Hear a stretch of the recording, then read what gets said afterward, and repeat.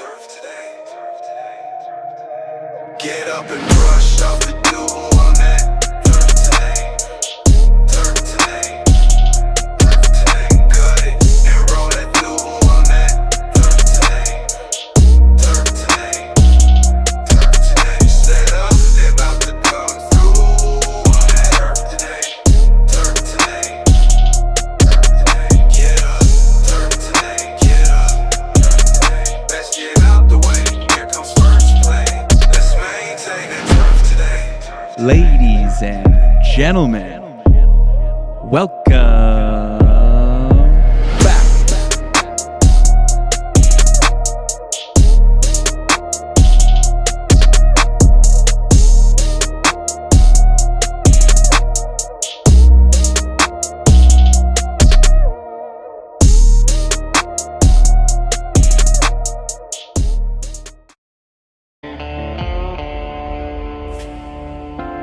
Water. It's the lifeblood of the game, the unseen force that transforms fairways into carpets, greens into glass, and roughs into playable ground. But water alone isn't enough. It takes precision, control, and innovation to deliver it exactly where it belongs. That's where Toro Irrigation stands apart. From cutting-edge sprinklers to intelligent control systems, Toro brings superintendents the power to master water like never before. Reliable, efficient, unmatched.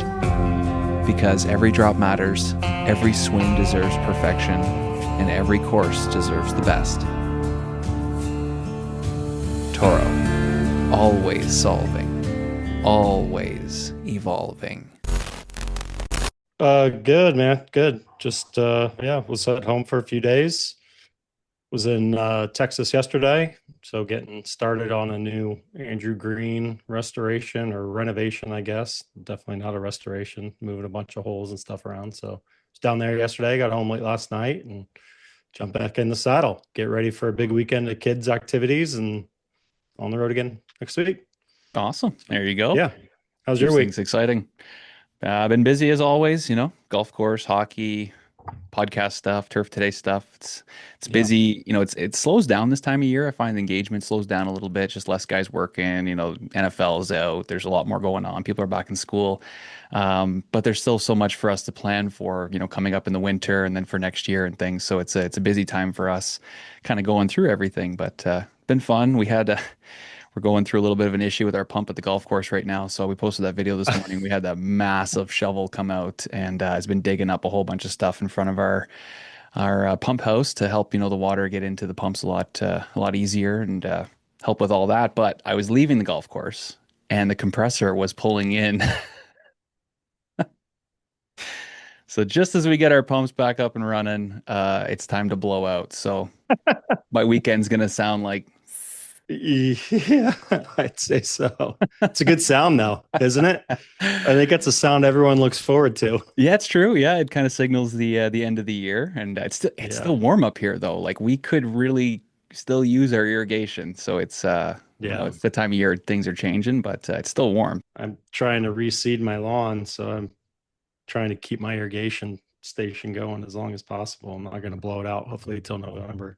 Yeah, there's been a lot of chatter in our area lately about, our course is going to shut down around Halloween when they usually do. Are they going to stay open, because it is so nice right now? And I guess it's kind of up to each property, individually. If you want to shut down to do all your maintenance or you want to stay open to make money, it's kind of up to you. So everybody kind of has a different little plan of action this time of year.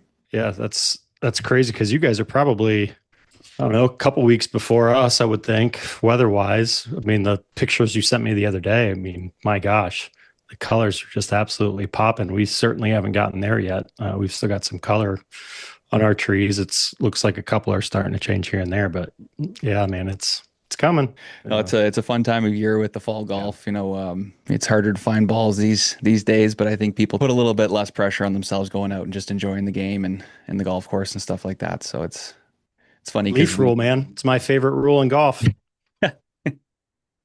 The old leaf rule. Yeah. Yeah. Maybe not a real rule, but It works with buddies. Yeah. And we had a frost delay the other day, and one of our kids is like, you know what? I'm going to this one spot on the course where we kind of got to go under the fence to go and find balls. And I'm going to go over there and find a bunch of balls. He's like, there's got to be hundreds over there. And I see him like an hour later. I'm like, so did you get a bunch of balls? He goes, Adam, there's so many leaves down over there. He's like, I can't see a thing. He's like, I have no idea. Like, yeah, you're a week too late, bud. You just missed it. That's hilarious. So tell me about today's guest. So this is exciting. The two guys that I grew up golfing with, we've always played together, and we've always talked about doing a golf trip. Never done it, never even planned one, never pulled it off. It was always just a dream.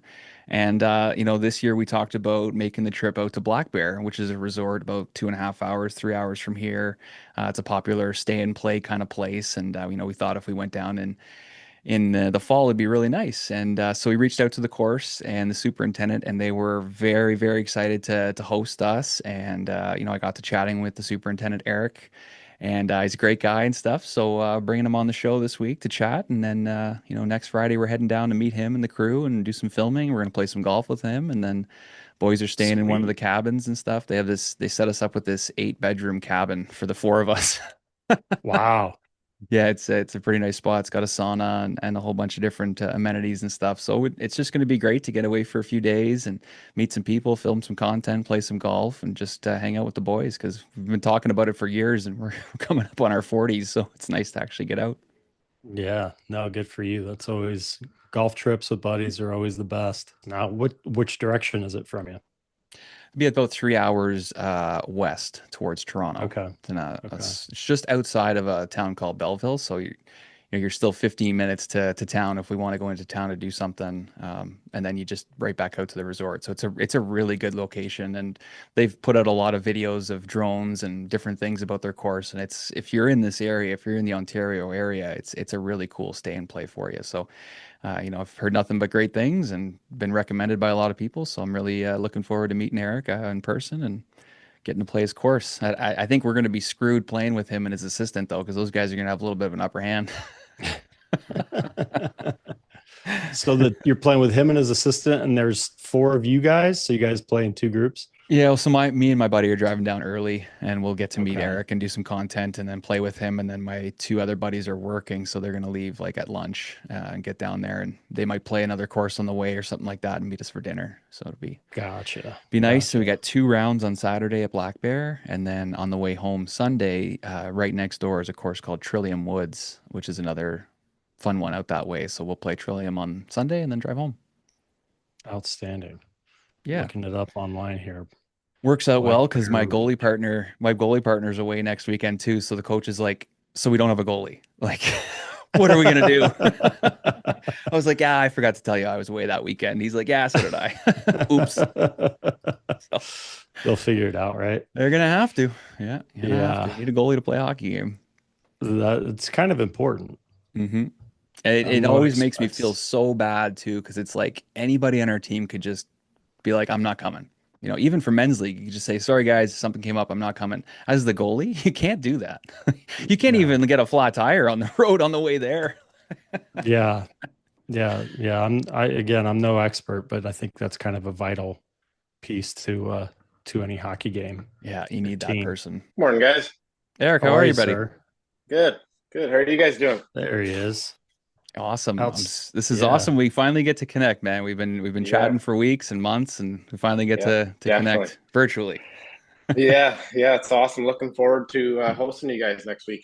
Yeah, it's gonna be fun. I was just saying to Brian, if we play in any money matches or something like that, me and my buddy might be in trouble against you guys hosting us. Knowing the course so well. Hey, yeah, no promises. The way my golf game's been going this year, I've been up and down all over the place. Had a few good rounds and a few pretty bad ones. So Yeah, that's the way. Sounds golf like goes, the right? game of golf. yeah, it is. Yeah, it is. Well, that's what keeps you coming back, right? Especially Yeah, for absolutely. a superintendent. Like if you heard that there was a superintendent out there that was playing golf all the time, that was winning tournaments and stuff, it would kind of be like, this is weird. Like you Yeah. almost need to be off your game all the time and never playing and to make it Yeah, make sense. Just don't beat the members, right? That's no, it. That's the no, one rule. exactly. Well, I am. I was saying to Adam over email there. I'm playing in a member event this weekend, actually. So we'll see how things go. Yeah. If you miss a lot of 3-foot putts, that's going to be understandable. Yeah. We also Yeah. call that handicap management too. So, Yeah, exactly. Yeah, don't want to beat the members, and also don't want that handicap to get too low. Yeah. So, Well, we want them to have a good time. That's the important thing, right? yeah, Yeah, absolutely, yeah, absolutely. easy So pins, right? Yeah, exactly. good. So, Eric, we always like to start out all of our episodes. Just give you a moment here to introduce yourself. Tell us who you are. Of course. So my name is Eric Van Gerwen. I'm the superintendent at Blackberry Ridge Golf Course in Belleville. This is my first season on the property. I grew up in a small town outside of Waterloo near a golf course there. Actually, basically started playing golf from the young age, about 5, 6 years old. I had two older brothers that were all into sports, so pretty competitive growing up. Basically, I had my first golf membership from the age of 11 years old, and then dad didn't want to pay for it anymore, so I started working the range and picking range balls in exchange for a golf membership. So that was my first job, and few summers doing that, and kind of saw what the guys were doing in the turf department and thought I'd give that a shot in high school, and just kind of fell in love with it. Love being out on the course every day. And so that ultimately sent me to turf school. Went to turf school after high school. University of Guelph, did my 2-year diploma there. Once I was done there, continued with school, went to Trent University for a couple of years to get a degree in business administration. Upon graduating that, landed myself a job as the assistant superintendent at Peterborough Golf Club in Peterborough. I was there for 5 years. And jumped ship over to Belleville Winds. I was the superintendent there for 3 years, and then just started here at Black Bear. What a ride! That's awesome. Yeah, I always been an exciting journey. Absolutely. I always like to go back and ask guys about that transition. So, you're getting out of high school, you're working at the course. Did you decide to do something before that, or was it like, I'm going to turf school, this is what I want to do kind of thing? I didn't really know what direction I wanted to go, but I did like the thought of pursuing turf just because it was applying everything I like to do. I was always interested in sciences through high school. So obviously a lot of biology and even chemistry and a little bit of physics involved in turf management, and even the hands-on stuff of it wasn't exactly being, doing shop work like electrical or woodworking or anything like that, but I was still able to, be a little more hands-on and actually apply myself out on the golf course. So I've always just been kind of a naturalist too, enjoy being in the outdoors and being outside. And always thought it was kind of a cool thing to do to be able to be a part of something like that. So you went back and got your business degree. How has that helped you in your role? I'd say overall, it's helped me manage both kind of the people side of things as well as the money management side of things. Just having an understanding of how decisions that I make in the department here can influence both the top end, upper level in terms of the budget, as well as how the inner workings of different departments of the club work. How money gets allocated, and even advocating for us here down in the maintenance department too, and learning how things like return on investment and stuff like that, being able to communicate that in an effective way to our management. Even with the people management side of things, like there was a few human resources courses we did through the business side of things at Trent University. Being able to just recruiting process, and even when it comes to just managing the day to day and stuff like that, I found it's really benefited. That's a really mature decision to say, I'm graduating from school. I'm going to go get something else to make me better at my job and my career. Was it a person, or was it school, or where did you kind of get the influence to go back and continue on your education, even though you were trying to get a career going? I think for me, it was mostly I didn't want to end my post-secondary education with just turf. I thought that may have, created some ceilings as I went further up the chain and worked at different facilities. So I thought having a degree like business administration would kind of help, set me apart from the rest of the crowd, and give me that bit of added experience in different departments. Is that something you'd recommend others in that role, that position? I would, definitely would. I do see, like I was saying, I do see the value in having something like that. There's a lot of added benefits to it, and helping just like understand the greater business side of things and just beyond the turf department. Did you have to stop working through that, or did you go to school and kind of start your journey at the same time? So I kind of took a hiatus from working at golf courses and turf for probably the 3 years I was at Trent. I kind of fast tracked my degree there. So once I was done at Guelph, I essentially started at Trent in the following September. Basically did schooling right through a full year summer school too. And then kind of, I think picked up one summer job, just actually two jobs, one summer working at Sport Check, a local sporting goods store, as well as a landscaping company, just to kind of keep the money flowing in through that, and just kind of, keep my options open. I wasn't really sure if turf was going to be the long-term fit for me at that time. I didn't really know which direction I wanted to go. So it was just kind of a way to, keep things going for me at the time. And then, the job at Peterborough opened up once I graduated from Trent, and, cards kind of fell in place. So it all worked out in the end. Let's just be honest here, Eric. You really just didn't want to give up the college lifestyle, right? That too. I lived at home while I was at University of Guelph, being outside, living just outside of Waterloo. So I commuted. So I didn't exactly get the full university experience. I'm not afraid to admit that. So when I moved up to Trent, I had a couple of high school buddies that were up there, and actually my now wife, who I met first year, she was up there at the time too. So it was kind of one thing that drew me, or a couple things that drew me up to Peterborough, and I ended up living with my good high school buddy for the first few years, and we were able to enjoy the festivities that come with the college experience.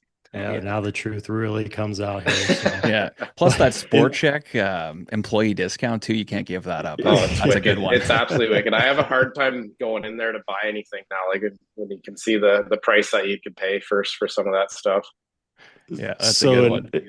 In all seriousness, though, Eric, when you said you lived at home for your first 2 years at Guelph when you got that degree, but then moved away for your next 3, how much just being on your own, going away to school, and kind of being on your own, how much did that help you develop as an individual? Quite a bit. You learn to be a little more self-sufficient in that sense. Yeah, that's a good question, Brian. We're full of brain busters here, Eric. I mean, yeah. It was just nice to, grow away from home a little bit too, being that, I was at home until I would have been like 19 years old at that time. So it was time to move out and, grow up a little bit, kind of figure things out on my own. And, by living with my buddy and I, we were able to do a bit of that together and grow together. And so I think that kind of helped, like I said, figure things out for myself a little bit too. So you mentioned going to Peterborough to work there. Hell of a town, hell of a hockey town. And then, they have some great golf courses too. But you told me about, it was like 70, 75 irrigation fixes the one spring. Yeah, I think that was my second or third year there. I can't remember now. We had a bit of a heck of a winter that year, real deep frost in the ground. Old irrigation system there. I think at the time I was there, it was about 30 years old. Steel swing joints, which were always a pleasure to work with. Needless to say, we started our pumps up in April and didn't get 10 feet out of the pump house before we found we had a leak in our main line right out of the pump house, and that's where it started. Then basically, 2 months going through May and June, basically midway through June, finally kind of got through everything. A lot of broken heads, a lot of pipes, and the odd swing joint here and there just pushed out of their seams, and it was quite the challenge that year. Fortunately, it was a very wet spring, so we didn't exactly need the irrigation system right out of the gate. It was definitely learned a lot, and it was every day was come in, turn the pumps on, and see where we got a few more fixes to do.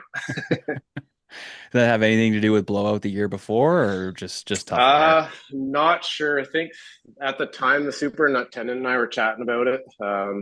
At the time, we think that may have had some things to do with it. It was a hydraulic irrigation system, which was new to both of us at the time. So I think that may have had some nuances with it too, figuring out where the water's lying and how that impacts it.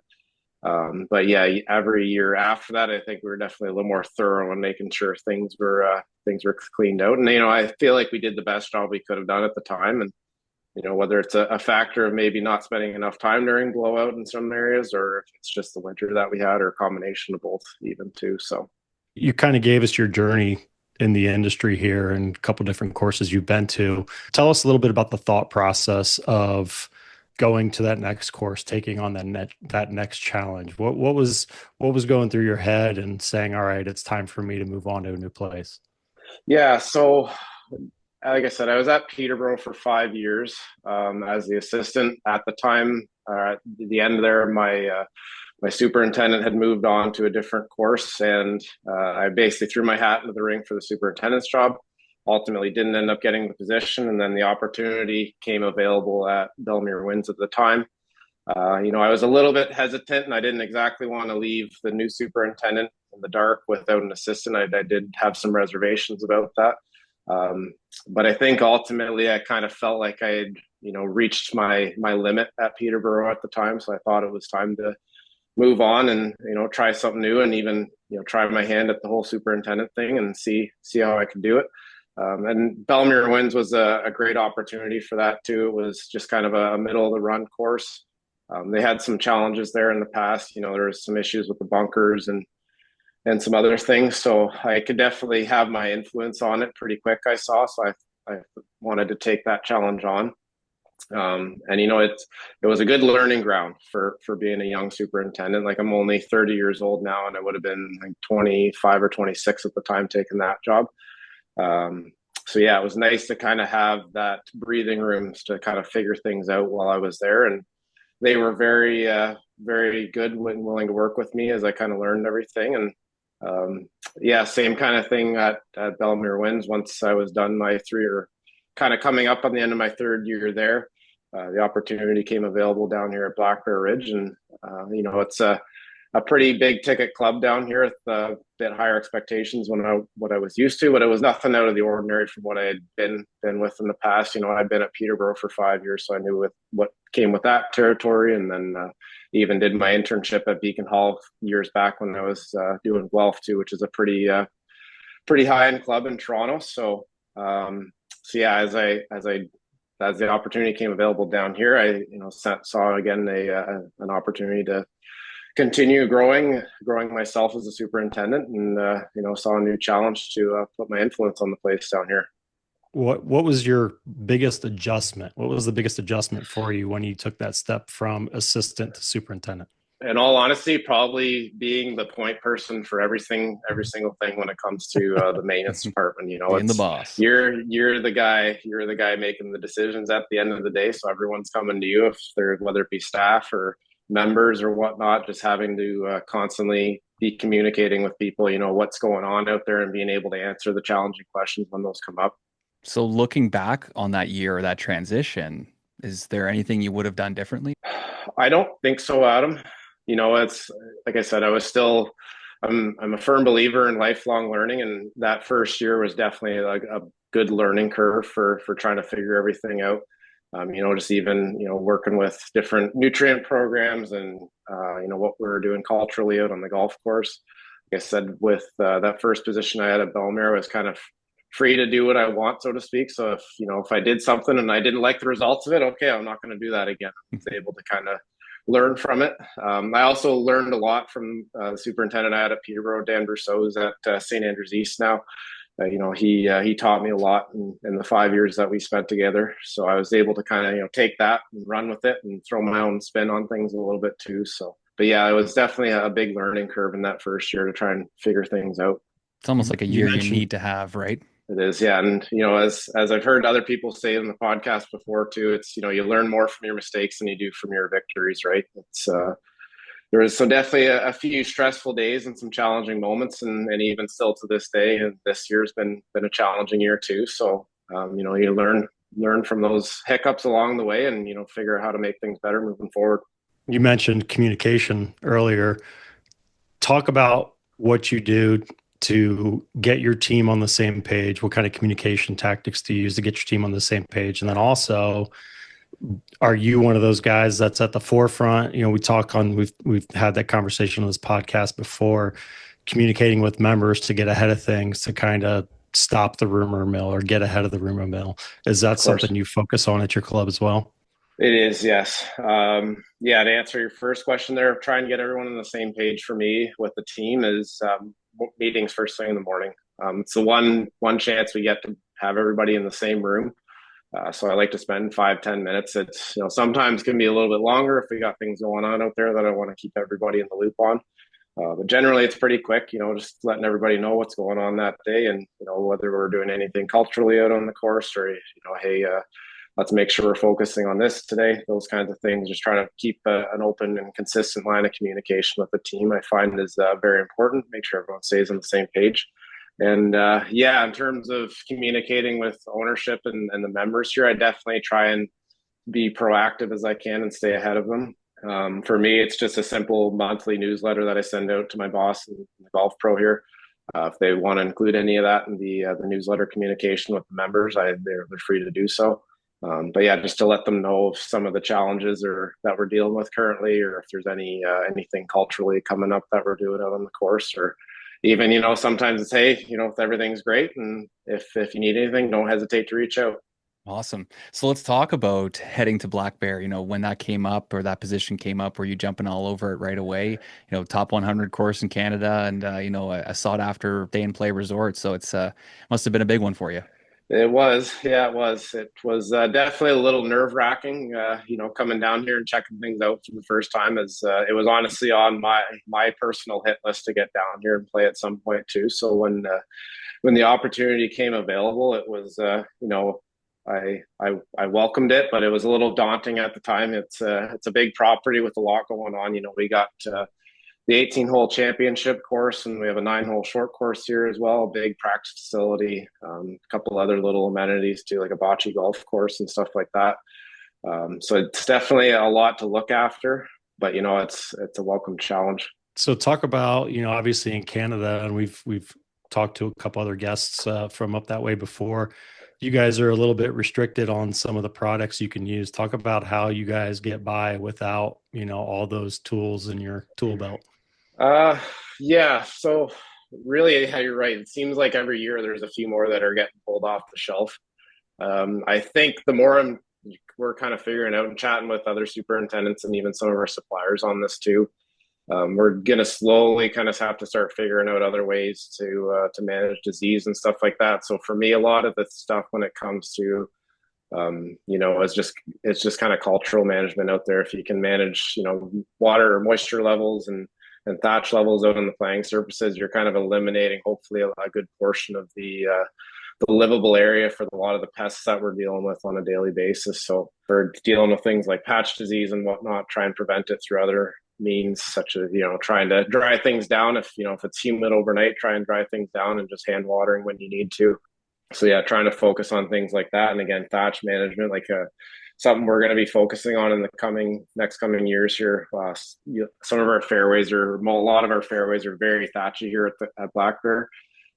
So maybe starting to introduce things like maybe getting a fairway roller or something like that, to being able to roll the dew off in the morning. And even rolling's proven to reduce dollar spot pressure and whatnot too. And yeah, trying to minimize thatch to other means too. We'll be looking at some other products and more biological products to try and help degrade that thatch layer. We'll have it start working in our favor a little bit. Yeah, it seems like guys are trying to find different ways, and a lot of the products now are just becoming more organic based, right? And just trying to feed your soil and hope to protect things. Yeah, and that's the best defense there is a good offense too, trying to just create a healthy stand of turf plants that are going to be able to withstand whatever stress that might come at them. So I wanted to ask you about, you take over this job, first year superintendent, big golf course, a lot going on. I'm sure you have a pretty good sized staff. How much do you change? Do you go in there and try and keep things very similar to how it was for everybody? Or do you actually go in there and say, hey, this is how I'm doing things. This is what we're going to do? Yeah, it was definitely a delicate balance between both of those. I think we have a good mix of staff here. I think peak during the summer here, we had about 18 staff, and about half of that's a good group of people that have been here for a long time. So, they obviously had a way of doing things and knew the ins and outs, the day to day. So that was really good in helping me kind of figure things out and learn. They took a lot of the weight off my shoulders from just learning, what needs to be done. And hey, don't forget about this, don't forget about that. We need to take care of this today, that kind of thing. But it was also able to, with that kind of other half of the crew, be able to, put my own spin on the core culture a little bit. Can maybe kind of have a little bit of influence on how things are being done out there. There's still some work I'd like to do on that front too. There's definitely lots of room for improvement in many respects, but but yeah, and even saying that the cultural kind of stuff too, we're definitely shifting things a little bit in that sense too, to try and create good playing conditions out there. Not to say things were in poor condition before us. There was a long time superintendent here before me, and he had a good way of doing things. The place was definitely in good hands when they were here, but the ownership kind of wanted to change things a little bit too. So kind of work with that a little bit, and make sure we're meeting expectations on both ends of things. So you come in to a new place, and you mentioned that you've got a lot of staff members that have been around for a little while. And no offense, but you don't look a day over 25. So how do you get, how do you get that buy-in and get guys to listen to you as a young superintendent? It was definitely challenging, and it still is challenging some days. I think just kind of being out there, boots on the ground with them day in and day out, whether it be, kind of stepping into the bunkers once in a while with them, making sure we're on the right track, or chatting with them about how we do things, and, say, hey, what about doing it this way? Sure, trying to have them rethink things for themselves a little bit too, and yeah, just trying to help them understand that, there is a way that they've done it, but there could be different ways to do it too. And yeah, trying to get the respects definitely has been challenging. It's a very good group of people that we have here, and they've been very open to welcoming me into their course and their culture here. And I think they've been very good at kind of, following some direction that I've been trying to change over the course of the year. So I'm very, very grateful for that. And kind of along those lines, as a young superintendent, assuming that the owner, is it a single owner there? It's a group of partners here. So there's basically one oversight for two guys that I'm kind of dealing with on the day-to-day basis. Okay. So how do you go about selling yourself as kind of a young superintendent in order to land this job and let them know that you're ready? Good question. For me, it was probably just, kind of explaining the way I've done things in the past in an effective way that, they understand. And again, this kind of comes back to some of the things I learned at Trent, is just being able to kind of translate some of the turf stuff into a language that they understand. And when it comes to the managing the turf itself and managing the team, and even in terms of the monetary side of things too, just communicating what I know and what I can help them with. And, if they want my help, then great. If not, then I understand that too. But yeah, that's probably what I would say about that. Awesome. So what do you guys have coming up in the future? You must have some big plans coming. I know you were talking about maybe a new maintenance facility. Yeah. So we still have our existing, or basically the existing maintenance facility that they've had here since day one, which is essentially an old barn and a garage kind of detached from it. So it's it is what it is. We make the best of it, and make the most of the space we have. But it is kind of removed from the main property itself. They've originally they owned all the land around the shop here too, but they've gone and sold some of it off for real estate now. So we're a little bit detached from the property itself. But yeah, definitely in the plans for probably the next 2 to 3 years will be a maintenance facility. So quite excited about that, and it'll be a fun project to be a part of, and a good way to put a spin on things. And I think it'll really help improve our culture here in the maintenance department too. It's as being a little disjointed with where things are stored, and kind of not having ideal storage space for everything too can make things a little bit challenging when it comes to the day-to-day stuff. So I think creating better facilities in that sense will definitely help improve the overall culture here. So yeah, it's no serious talks coming yet, but I'm sure those plans will be put in place soon. That'd be such a cool process to be a part of, getting to like plan and design a shop, and so many different things to think about. Where do we want to have this? How do we want to have guys coming in and out, mechanic and everything? Like it'd be a lot to go into it. So that's a cool process. Yeah, it is. I've been kind of thinking over it and jotting some notes down here and there as we've gone through the season. And after working at a couple of different facilities, you kind of learn the things you like and you don't like, or it'd be nice to have this, or we don't necessarily need that, right? So it's as much as I'd love to have the Taj Mahal facilities, I understand that money's not limitless, so we'll have to kind of make a compromise on several things. But yeah, definitely looking forward to it.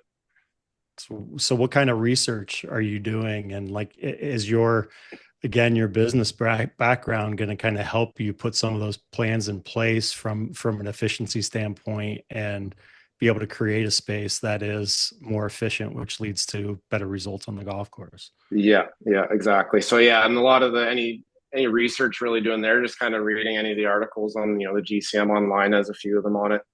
I think there was even a recent OGSA article where they covered, I think, I can't remember now.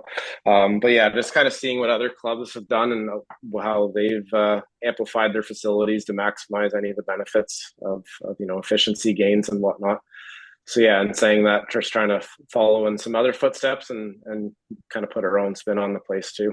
So Eric, I know you said you're going to be playing some golf with the members and stuff. Do you get out and golf as much as you can? Do you find that important for your job, especially, being in your first couple of years trying to learn the property?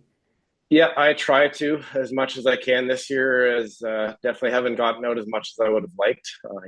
Trying to learn the property from the turf side of things. There's been a lot of long days, and I'm sure Adam, you would know from being in the Ottawa area that it's been a heck of a summer heat wise. So after being out on the course for 9 or 10 hours, the last thing I really want to do is go out there and play for another 3 hours in the 35-degree heat. But yeah, that's as I said earlier, it's kind of how I got into the business. Golfing from a very young age, that's what I'm passionate about, and so definitely going to be hopefully planning to play a little bit more in the years ahead. And I think it's important too to get out and play the course because you see a lot of things you don't necessarily see otherwise. If you're just bombing around on a golf cart every day and you might drive past a few things, well, if you're out golfing, you might actually come across like, hey, we should probably do something about that kind of thing, right? So even a summer like this, I recognize there would have been some value in it too. If there's, finding irrigation problems before they got too dry or something like that. So definitely think there's a lot of value in playing your course on a day in and day out basis, and even attending association events too. Like we had an Eastern Ontario Golf Supers event at Wood Sticks earlier this week.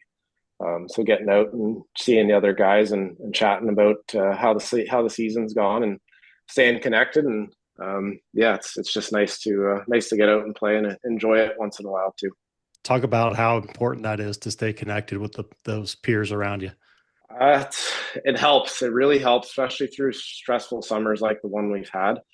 You get to chat with them about everyone's fighting the same fight.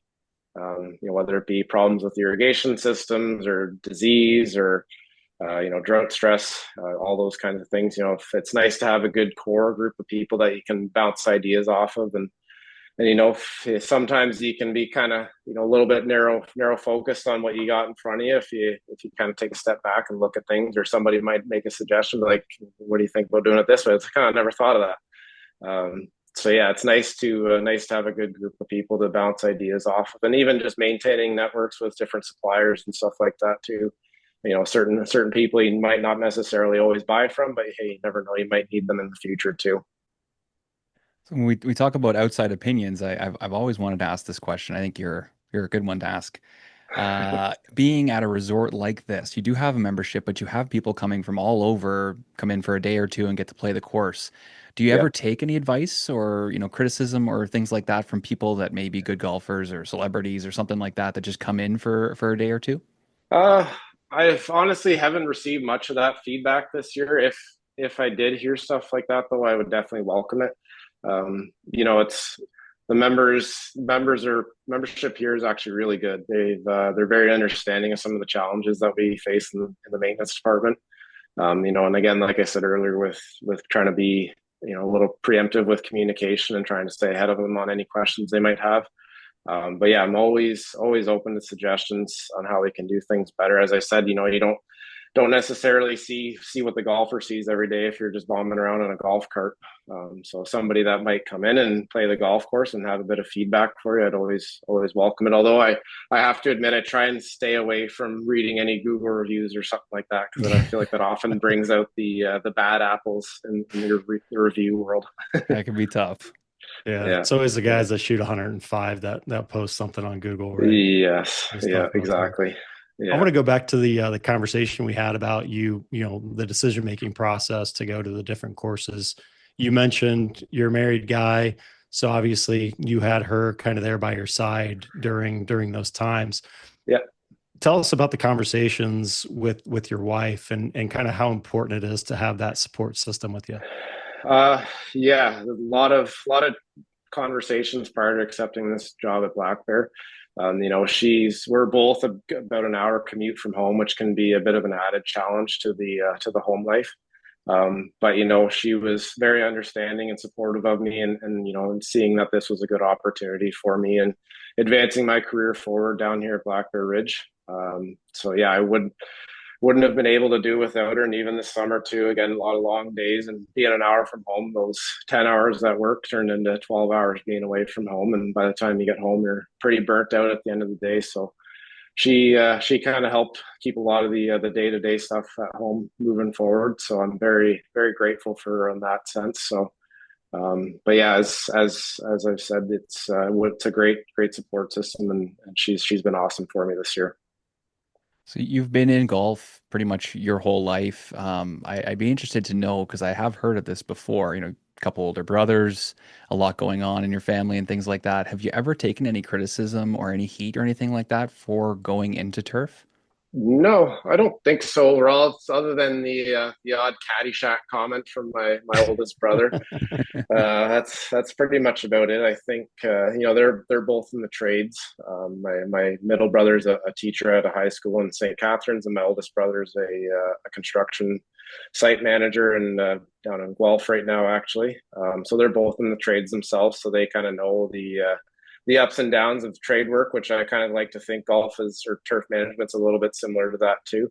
So yeah, and then even my dad was always a big push for us to kind of grow and continue education through our years too. He was an engineer himself, so he was a pretty smart guy too. And my mom too, she works at Manulife, so also on the business side of things as well. So there's some high achievers in the family, and definitely, like I said, other than the odd Caddyshack comment here and there, I think they've been very supportive of me through the years. Yeah. They get free golf too, so it's a bonus for them. That's huge. They love Yeah, it. that's Yeah. huge. Yeah. Yeah. No, well, we know it's a professional career and it's a hard job, but I've heard people, in your situation that might be younger in the family or have a lot of people around them. They can take some slack for going into a career like this, but then when you do see, what you've done with yourself and where you are, it's like, oh, geez, he actually went after something that's really valuable. So yeah, definitely. And even at the time too, there was some, I wouldn't say reservations, but it just wasn't sure. I think at the time when I was looking into turf school, I wasn't sure how high the ceiling would go for me. So I wasn't sure if it was going to be a full-time salary job year round, or if if this is just going to be a seasonal thing forever. So I did have some reservations for that, which I think is what drove my desire to get a business degree too, in case something never fell through, or hey, even might end up in a GM role someday too, right, where it kind of opens some doors there. So yeah, I'd say that's probably what pushed me in that direction. So along those lines then, Eric, when you're talking to people outside of the golf industry, how do you describe what you do? I'd say one thing I like to say is at the golf course, I manage everything outside the clubhouse. So anything to do with the grounds of the property, whether it be the grass and the greens or the trees or the ponds, or even the parking lot and everything in between. That's my domain, and that's what I manage on a day-to-day basis. And yeah, as people joke about, all you do is grow grass. I'm like, well, there's a lot more to it than that. It's managing a team and managing a living, breathing organism out there on a day-to-day basis that hundreds of people are coming to play and expect good playing conditions. So it can be challenging at times, but yeah, that's usually how I describe myself. Yeah, well done. All right. Well, there was a massive clap of lightning, or flash of lightning, I should say. So it's time for our lightning round presented by Flash Weather AI. I got to admit, Adam, that I was driving in one morning. It was a bit dreary out, and I was a little sleepy. And that flash of lightning pretty near had me jump right out of my pants as I was driving. Definitely, it was probably one of the first times you guys did that promo, and it really caught me off guard. So I had a bit of humility there in admitting that. Yeah, no, you're not the only one. You're not the only one. We had a couple people message saying we spilled coffees and stuff like that. So I just keep people on their toes, especially at 3:30, 4 o'clock in the morning. So yeah. Flash Weather AI, your heads up before the skies light up, and download their new app today. Most challenging part of the job that golfers don't realize. Constantly changing everything, whether it be the weather or equipment breakdowns or people not showing up to work. Yeah, that would be my answer to that. Just being able to fly by the seat of your pants and make decisions as you go. Yeah, just being crazy out there. Yeah, yeah. What's one golf rule that you would change if you could? Oof, that's a good one. I honestly don't know an answer to that question, Adam. I'm sorry. Divot on a fairway, maybe? Yeah, that's what I was going to say. Maybe penalize for not fixing your ball mark on the green. Oh, I that's a like good that. one. Get That's a good spotters one. out there, start taking strokes Yeah. off, guys. Love it. All right.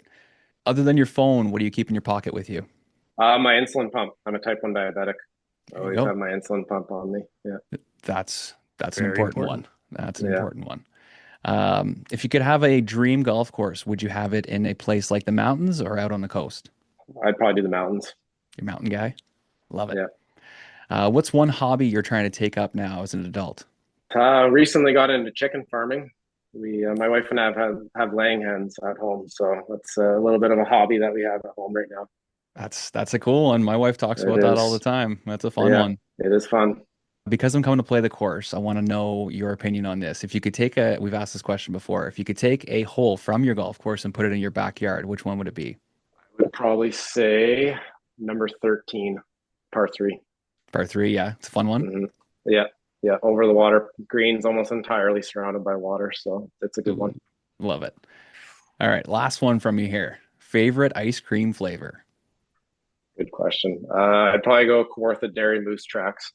Oh, the Moose Tracks. Famous. Yeah. Famous in Canada. Wow. It might even just be Ontario, but I think we even have some of that in our freezer right now. Brian, I'll have to send you some of that. That's the good Yes, stuff. please. Yes, please. Yeah, It is some of the best. that is good stuff. Awesome. Well, just a couple fun ones there to get to know you a little bit more and put you on the spot. That's our lightning round presented by Flash Weather AI. I want to go back. You mentioned you have an hour-long drive to and from work every day. Buddy. How do you maximize that time kind of by yourself in the car? Well, not to be a shameless admittance here, but listening to you guys a lot of the time, especially first thing in the morning, it's a great way to kind of get my head working in the right direction, thinking about turf and thinking about maybe getting some ideas from whoever you guys are interviewing to change the way I do things or getting some ideas for new things to do out on the course. But yeah, even other than that, just the morning drives, I don't necessarily mind too much. They're a little quieter, so they can be done 45, 50 minutes, but it's nice to kind of wake up in the morning, think about the day ahead, what are we going to try and accomplish today? Again, think of anything I want to communicate with the team that morning. And how we can improve things on a day in and day out basis. The drive homes can be a little bit challenging sometimes, especially after a long day. Again, maybe I like to phone a friend sometimes too, or a fellow superintendent, and just kind of decompress and chat about things, whether it be turf related or not turf related. It's nice to just kind of catch up with people, and I find that's a good way to maximize that time too. How big is your coffee mug making that drive in the morning? I have a Yeti, so you need to upsize that thing, I think. I Eric. do. Yeah. It's about halfway done by the time I get in here, and then I'll top it up once I get up to the clubhouse. Perfect. That's so good. So Eric, talk to us about Beacon Hall, because I don't think we've talked about that too much here yet. You just worked there for a year, but that's a high-end golf course in Ontario. It is. Yeah, it sure is. I think they generally rank in the top 15 and the top 100 in Canada. I was there for 4 months doing my internship at the University of Guelph. Learned a lot in that time. I'd only had 2 summers under my belt at kind of a middle-of-the-run public facility prior to that. So going from that level up to the level that Beacon Hall is at, and under the reign of Paul Shenna at the time, definitely learned a lot in that year, what it takes to run a facility of that stature. Even just for everything from the size of the main facility, the amount of equipment they had, the crew size that they had, when it comes to the fine details of little things to keep eyes out for and make sure not a single blade of grass is out of place on a day in and day out basis. And it was pretty neat to be a part of it too. There's some big projects that we got to participate in at the time. They're kind of renovating a few green sites, even some cart paths in a few spots. So yeah, it was really neat to be a part of that, and it was basically baptism by fire, learning as much as I could and as fast as I could at that summer. A lot of people will see facilities like that and think, oh my gosh, that's Disneyland. That's not reality. But I Mm-hmm. think there are also a lot of lessons that can be learned and applied to courses that, no matter the budget. What are some of the things that you picked up there that you've been able to take to some of these other courses along the way? Just some of the small details, I would say. Just it does, some things don't take long to fix up, whether it be edging an overgrown sprinkler head, or picking up garbage here and there. It's some of the small things that most people might not necessarily notice if you do or you don't do. But I think it's those little things that go the longest way, when you can apply it to any facility that you're at. You're there for 4 months and you got to witness a wicked geyser too, eh? Yes, yeah, that was quite something. We were again renovating the back of the driving range at the time. They were regrassing and extending the driving range. There was some mounds at the back of the range, and a main line went through one of those mounds as one of the assistants at the time was shaping the mound with the skid steer, and ultimately removed a little bit more material than what we should have, and the corner of the skid steer bucket punctured a hole in, I don't know if it was a 10-inch or 12-inch main line, but it was got pretty exciting there for a few minutes, and I don't think I've ever seen water shoot quite that far, and it was pretty awesome to witness. Now looking back on it, Now that it's over, you can so laugh. I can laugh about it. Yeah. So, you seem like a guy that's really into personal and professional development, whether it's, talking to your peers, going to association events and stuff like that. Talk about how important it is for you to continue to learn and grow as an individual. Yeah, I'd say, it's attending all those seminars and events. And even I sit on the board for the Eastern Ontario Golf Supers Association too. So just trying to find ways to stay connected with what's going on in the business, whether it be through suppliers or local association events. And a lot of these seminars and whatnot are available online now too. It's one of the blessings from COVID is a lot of these things get posted online, and we need our IPM points, and the IPM Council of Canada has been very gracious at offering those points for just watching videos online too, which is awesome. And so yeah, trying to stay current that way, and reading the kind of industry publications too, whether it be the OGSA On Course Mag or the GCM magazine that comes out every month. I find that's a good way to stay current on whether it be any turf related things or regulatory related things. You can. It's one of the things I kind of took away from my time at Trent was just kind of continuous learning.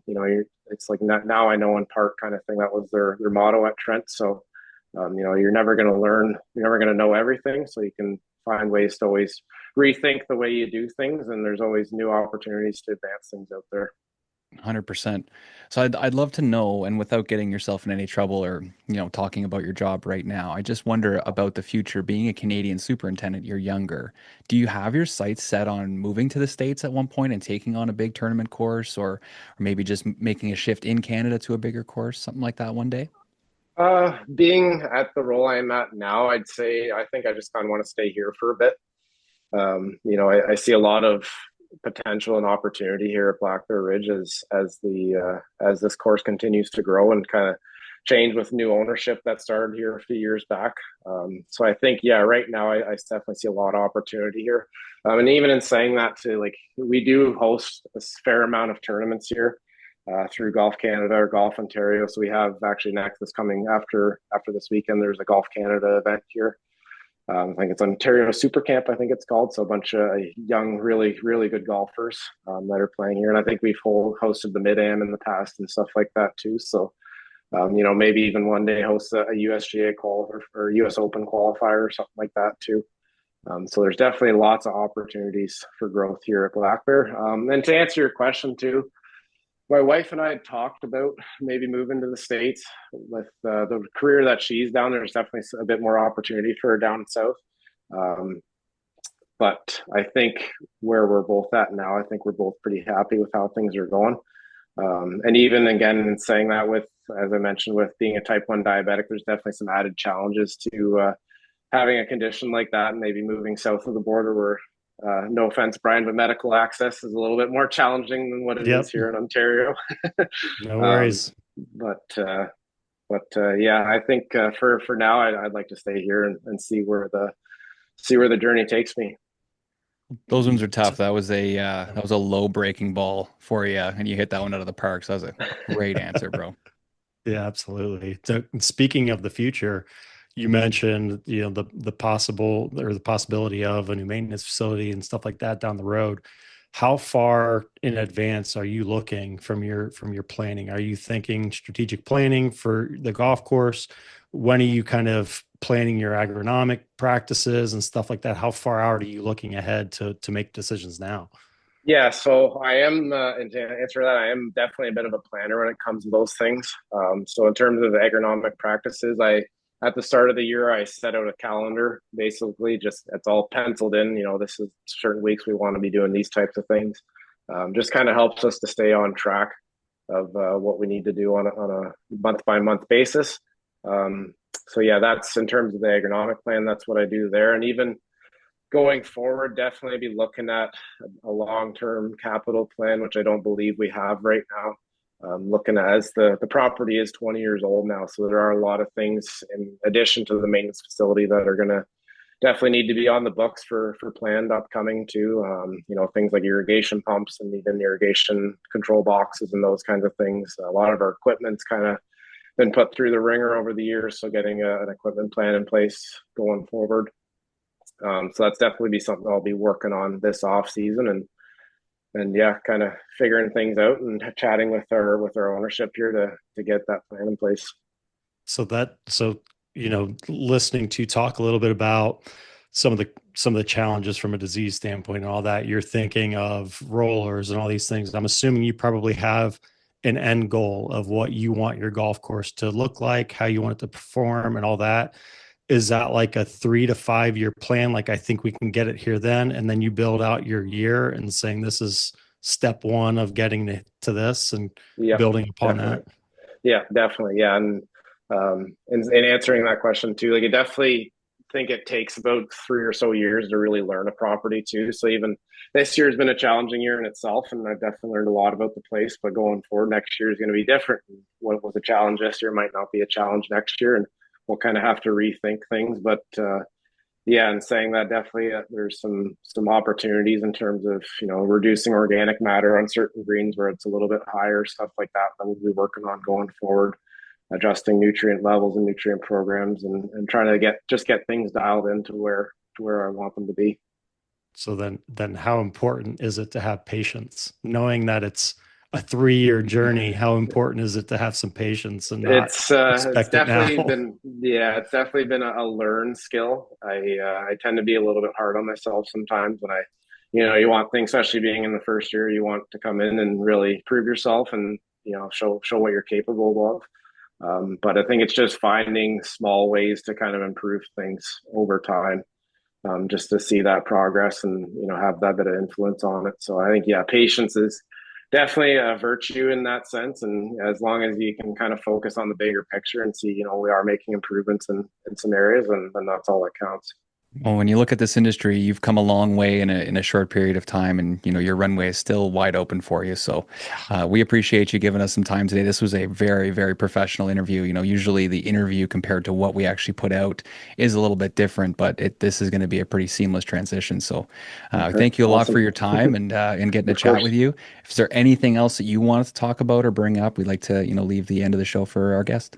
I don't think so. I think we've covered a lot. Like I said, I'm a firm believer as I advocate for everybody to get involved in the business, whether it be with just growing and expanding your network from attending local events, or even staying connected with former managers and stuff like that. Like the general manager I had at Belleville was an amazing leader, and I still only learned so much from him in the year that we got to spend together. But we stay in contact, and just to try and continue learning from him in that sense. And yeah, other than that, not much else to say other than just thanks to everyone who's helped me to get to this point. From former bosses and even my mom and dad for teaching the importance of strong work ethic from a young age, and again, my wife for supporting me and our lifestyle as we work through the challenges of this past season and as we go forward. Is that important for you to reflect on some of that stuff, like all the people that have helped you? Is that something you find yourself doing quite often? It is. Yeah, it is. Yeah, I wouldn't awesome. Wouldn't have been able to do it on my own. So That's awesome. Well, I guess most importantly, are you ready for Hurricane Adam and his buddies to make their way to the resort? These former pro hockey players, man, they know how to take it deep. So yeah, looking forward to it. We'll definitely we'll make things a little challenging for them next weekend, and we'll have some fun. But yeah, definitely looking forward to hosting you guys next weekend. Yeah, man, we can't wait. It's going to be great. Yeah, awesome. Well, I hope I met expectations. Oh, exceeded by far, man. You did an awesome job. You got a great head on your shoulders, and it's easy to see kind of why you've moved along so quickly and are doing great things at such a young age. So I appreciate that. Thank you. Getting guys on here like you just makes me really feel old, 30 years old, and man, just killing it. Love it. Yeah. The future of the industry, Brian.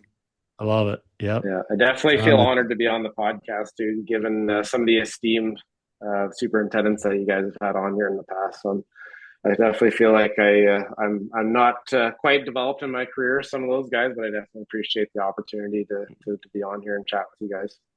You're well on your way, my friend. Mm-hmm. Yeah, you'll be right up there with one of those guys, with all those guys one day, for sure. Yes. Yeah. Yep. Looking forward to it. Good stuff, Eric. Thanks so much. Appreciate your time. Yeah. Thank you, guys. I appreciate it. Yeah. Keep in touch, man. Buddy. We'll see you next weekend. Yeah. We'll talk soon. Yeah. See you. Okay. Take care. Oh, he was outstanding. Very well spoken. It's almost like he knew what he was going to say coming into it. Yeah. Definitely a guy that listens to the show kind of has an idea what to expect. Yeah. Yeah.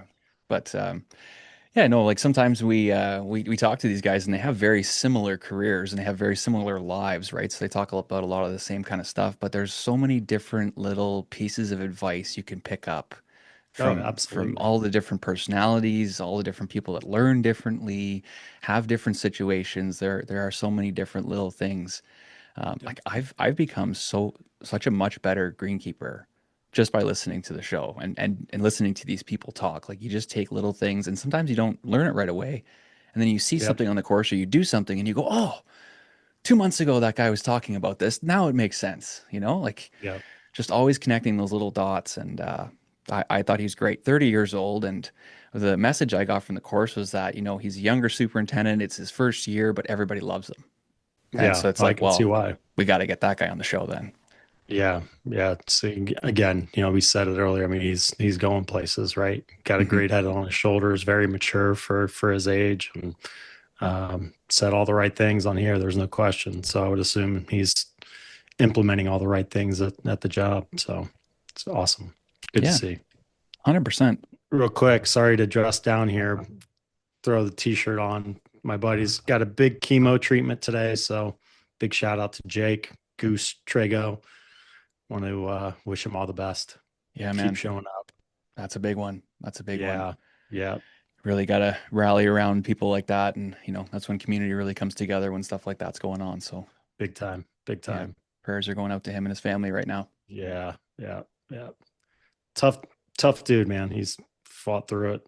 Gosh, it's third or fourth time going through it right now. I think I've talked to you about him before, but going pretty intense treatment today. So I know he's been dreading it all week. So just thinking of him.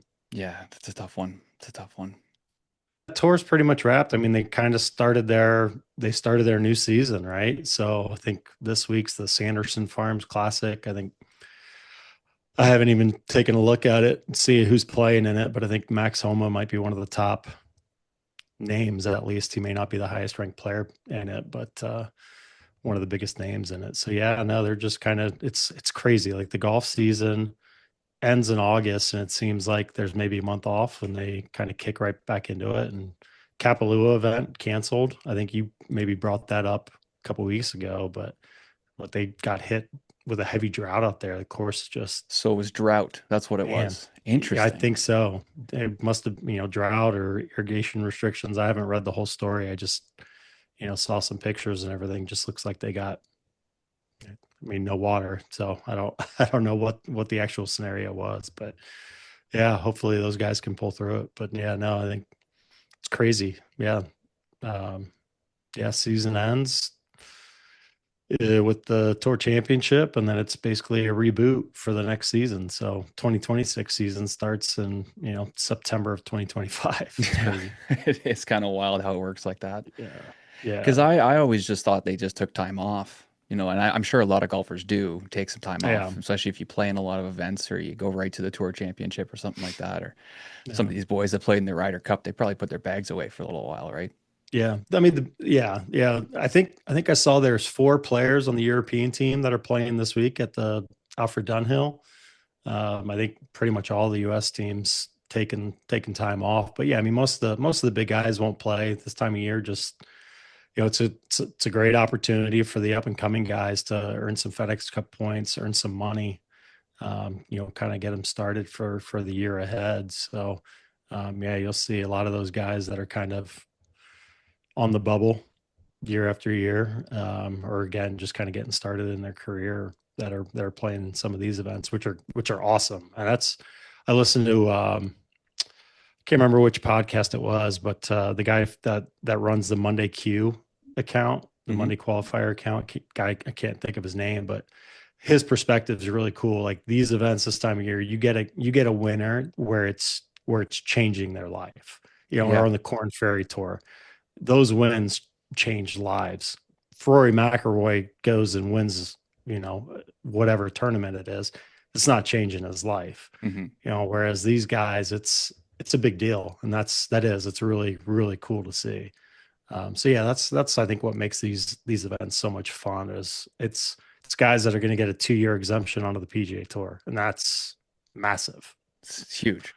Yeah, Yeah. yeah. So So it's not just a nothing event. It's a big event for someone. This winner, first time winner. It's going to change the whole trajectory of their career and their lives.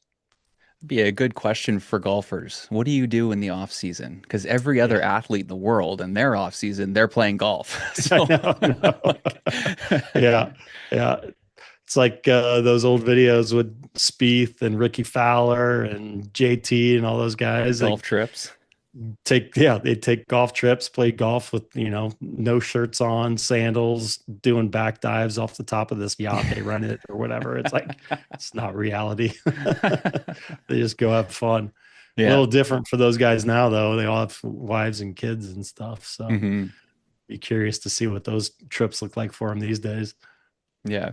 Yeah. But like I always think back to when you were talking about, those guys, they have a tough schedule and everything, but at the end of the day, they get paid to play golf. So like you're invited Yeah. out to this beautiful property and hey, you're going to tee off at this time. Like, okay, I guess so. Yeah.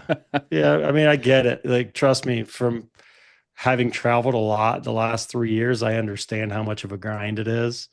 For those guys too playing, if they play 5 weeks in a row of elevated events and majors, something like that. I mean, that travel can wear on you when you don't get to lay your head down on your own pillow.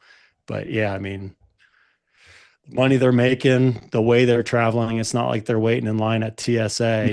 They're going on their private jets and going from one stop to another, playing the greatest golf courses in the world, and they're only doing it 20, 25 weeks a year, so half the year. I mean, that's Should be yeah. doable.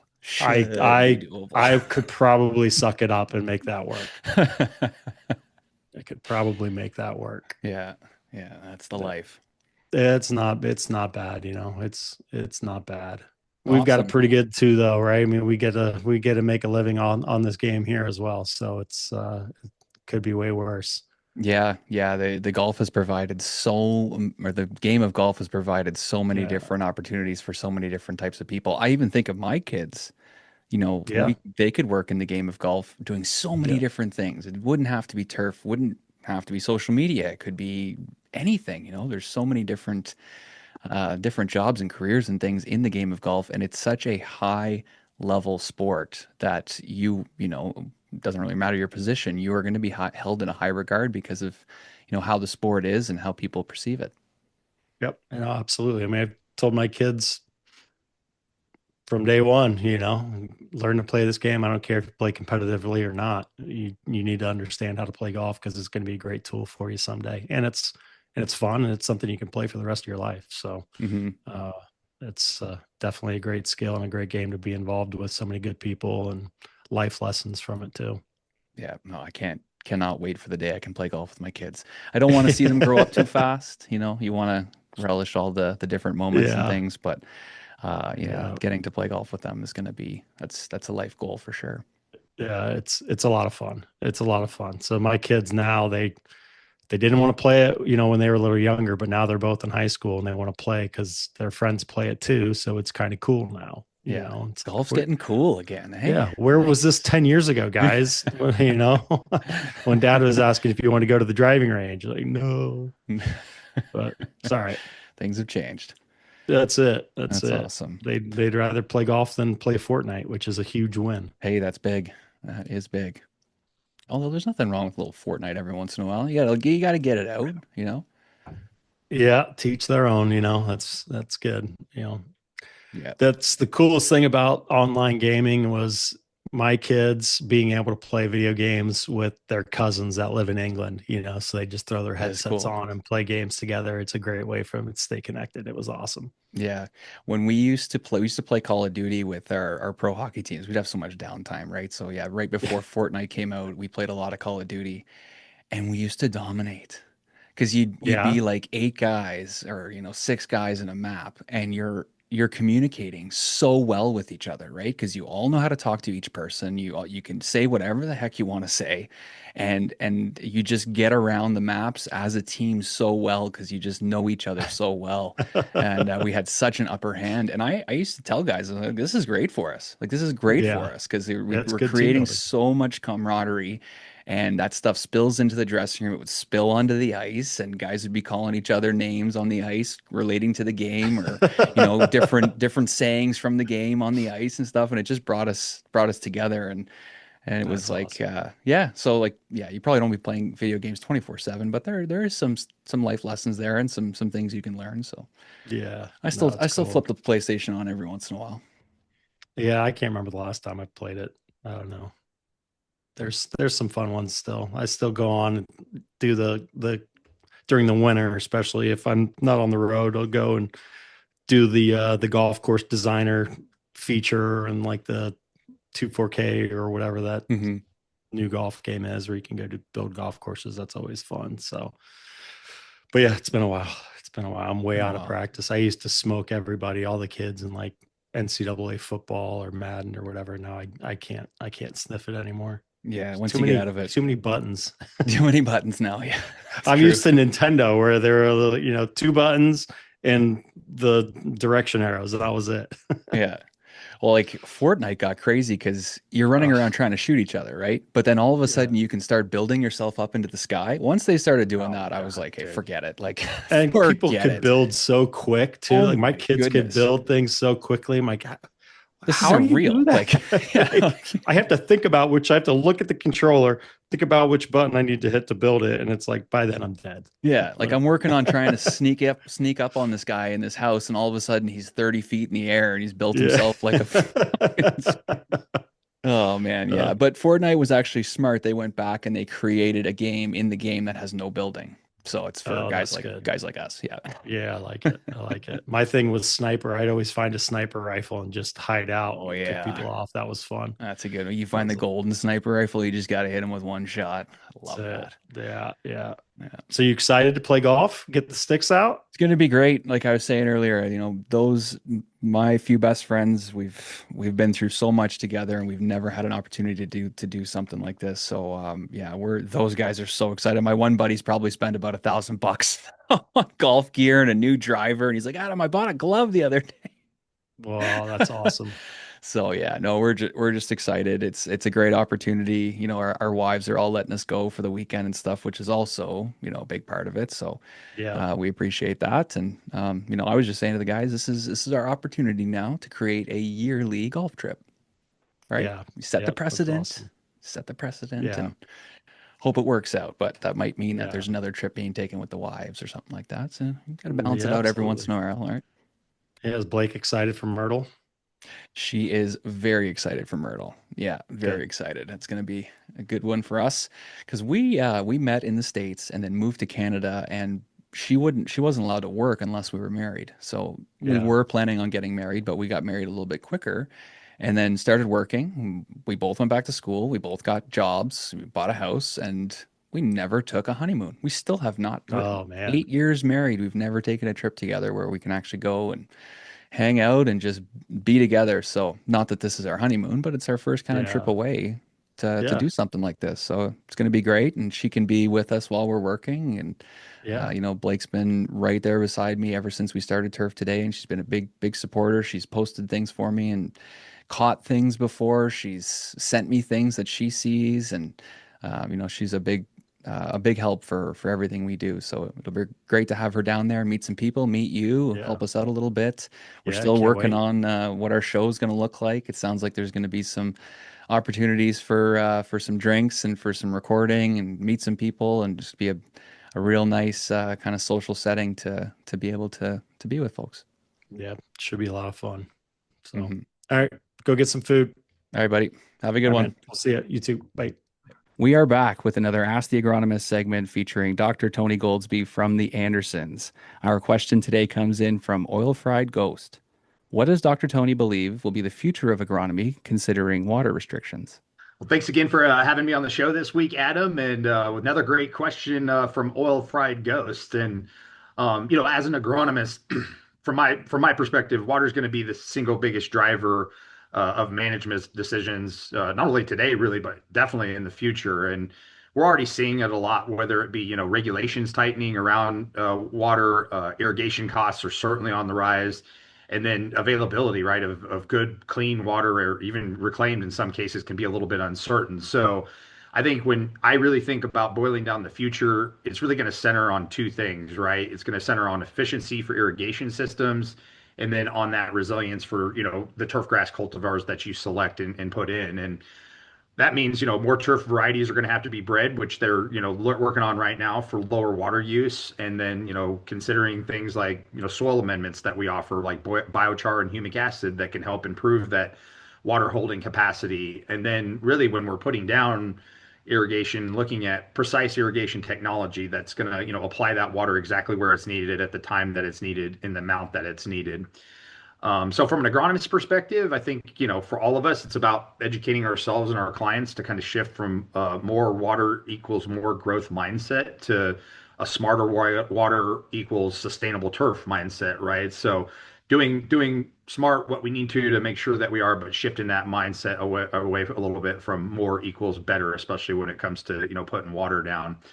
And I think long term, no doubt the best superintendents are going to be the ones who can deliver, great playing surfaces while also stewarding every drop of water responsibly. And it's always great that I know that's a big focus for a lot of superintendents already today. So I think the future is somewhat now, but definitely going to continue to, evolve as we get into more restrictions. And again, it's a very important resource that we're just not getting more of in many ways. So great question, and hopefully that helps guide that a little bit more. No, great advice. And we've heard recently on the show a couple times about clubs, recognizing that they are going to have problems in the future just with the amount of water or quality of water. So planning for the future is really important when it comes to stuff like this. So if you think you might have an issue, it's something to start talking to your golf course about. Another great segment here with Tony. This wraps up another Ask the Agronomist segment featuring PhD agronomist Tony Goldsby from the Andersons.